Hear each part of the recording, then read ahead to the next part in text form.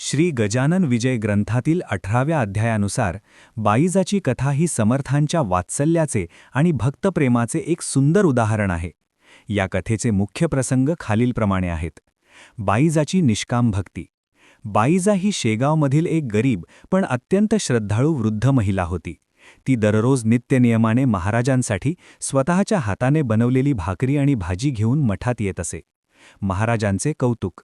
मठात अनेक श्रीमंत भक्त पक्वान्ने घेऊन येत, पण महाराजांना मात्र बाईजाच्या साध्या भाकरीची मोठी ओढ असे. ती आल्याशिवाय महाराज अन्नाला स्पर्शही करत नसत. बाईजाचा अंतकाळ. जेव्हा बाईजा म्हातारी झाली आणि तिला चालणेही कठीण झाले, तेव्हा तिने महाराजांना विनंती केली की महाराज, आता माझा अंतकाळ जवळ आला आहे, मला आपल्या चरणी जागा द्या. भक्ताच्या हाकेला धावून जाणाऱ्या महाराजांनी तिला आश्वासन दिले की तिचा शेवटचा काळ सुखाचा होईल. जेव्हा तिचा प्राण गेला तेव्हा महाराजांनी तिला वैकुंठ गती प्राप्त करून दिली, असे दास गणू महाराज या अध्यायात वर्णन करतात. ही कथा शिकवते की देवाला नैवेद्यातील पक्वान्नांपेक्षा भक्ताचा भाव आणि प्रेम अधिक प्रिय असते. जय गजानन गुरु गजानन. गण गण गणात बोते. गण गण गणात बोते.